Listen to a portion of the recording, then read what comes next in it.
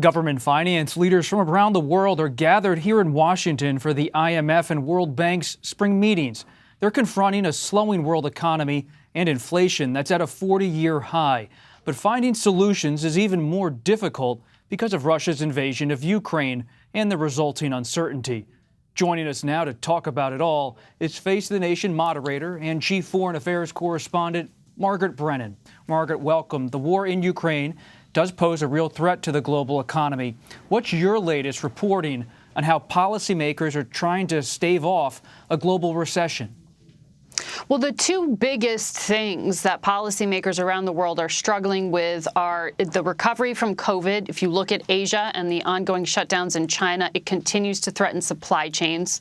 And also the added risk of this war in Ukraine, which has just skyrocketed commodity prices. So those are the two things they would love to take off the table. But in terms of the actual tools policymakers have, for central bankers, it's really about interest rates and pulling back on asset purchases. I'll be talking to Christine Lagarde, the head of the European Central Bank, about this on Sunday.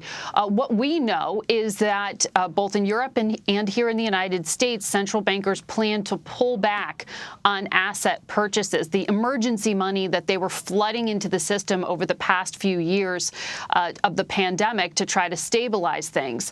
But as you mentioned, inflation is such a risk here. And for central bankers, they have to try to cool things off mainly by raising interest rates. If you think about it, the risk of inflation is that it eventually makes your money worthless. Your dollar doesn't go as far. Consumers are concerned. They pull back. That's where you get that recession triggered, right? If you don't get the balance correct. So you had the Fed chair, Jay Powell, today say that next month you could see an interest rate hike of possibly 0.5%. They've already raised 0.25% at the most recent meeting. So you're seeing that attempt to sort of tighten things up and cool off the economy. But this is a real delicate balance.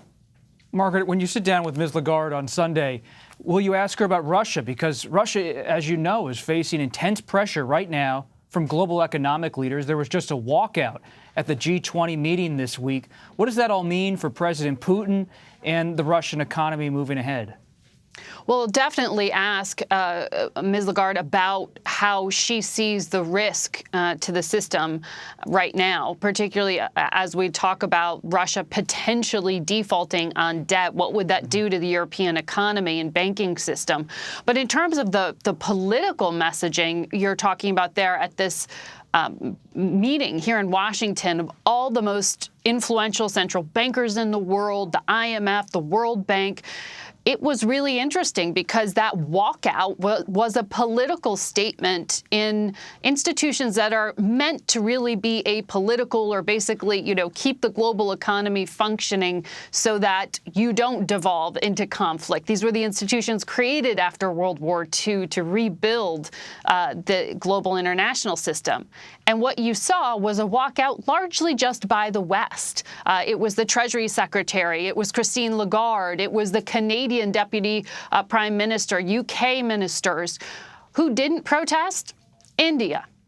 China, the fastest growing economy in the world. You saw that this was the West being most comfortable leveraging financial warfare as a prime weapon, but that it wasn't something that was universal here. You were seeing some cracks in these institutions, but Russia itself, China itself, they're interwoven into the foundation of these systems. So it shows really the limits of being able to isolate Russia in this way. It also raises that question of where do you start drawing those lines if these are theoretically, apolitical institutions.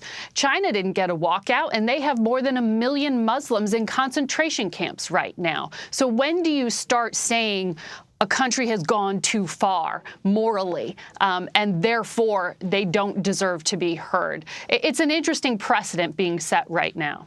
And it's an interesting question, Margaret, because the West itself is not a monolith. They have their own dynamics within the West. Germany, for example, relies on Russian oil to fuel so many parts of its economy.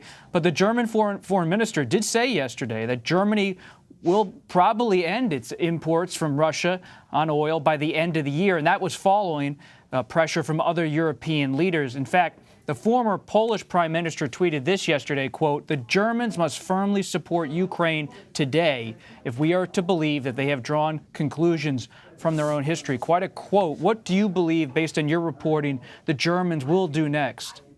The German government is under a tremendous amount of pressure from outside and from within. Their new Chancellor Scholz really seeing kind of a political standoff, objections within his own government because of two things. One, Germany hasn't said that they are willing to send heavy weaponry into Ukraine or to authorize their weapons makers to sell those items into Ukraine. I'm thinking of things like tanks, but also the financial lifeline. Germany has said they are most comfortable giving financial support to Ukraine. The problem is they are essentially giving financial support to Russia because of what you outlined there. The continued purchases of gas, about 40% of the gas that they use in Germany comes from Russia. Because of Russian oil and because of coal, about 25% of their supply in Germany comes from Russia. So those contracts are still being paid out, which means that is how cash-poor Russia continues to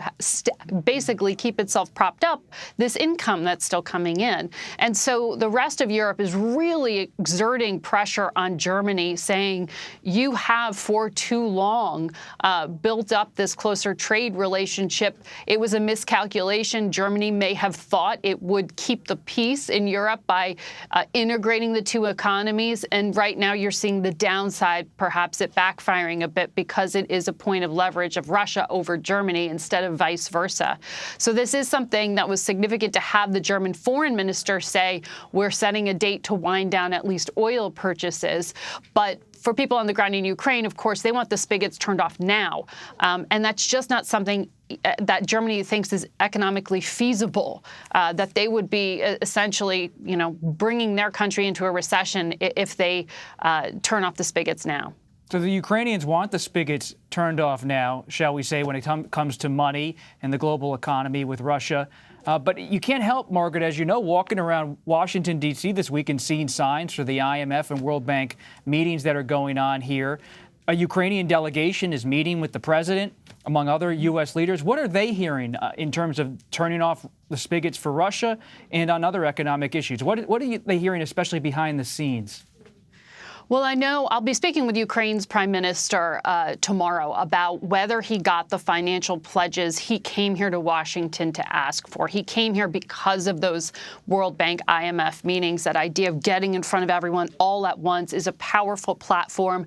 And it was also a statement for him to come here. What we know is that the IMF director said Ukraine needs about $5 billion a month just to pay its bills. Ukraine's president said it's actually closer to $7 billion.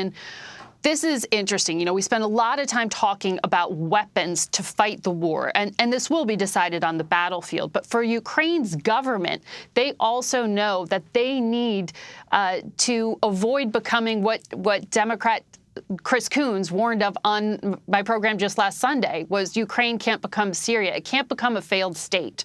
For President Zelensky to be able to continue to act as leader, he needs to be able to provide services like electricity, pay salaries, keep the water running, do all those things to keep Ukraine from imploding. And essentially that is a risk right now. Ukraine's farmers, who are very much active, particularly in the east of the country where the war is moving, we know that there's likely to be a big disruption to food supply because they won't be able to farm and export their wheat like they need to, or other grains. We know their economy is incredibly disrupted. So this is perhaps the less sexy but very essential part of keeping Ukraine's government afloat. And that is why the prime minister came here, to try to shore up that funding. They did get another $500 million from the United States in a pledge, along with the weapons that President Biden outlined today. We also know President Biden said himself that he is going to have to go back to Congress and ask for more money. That $13 billion proposal that was greenlit, he's exhausted, he says, the amount of it that was allocated for weapons. ends.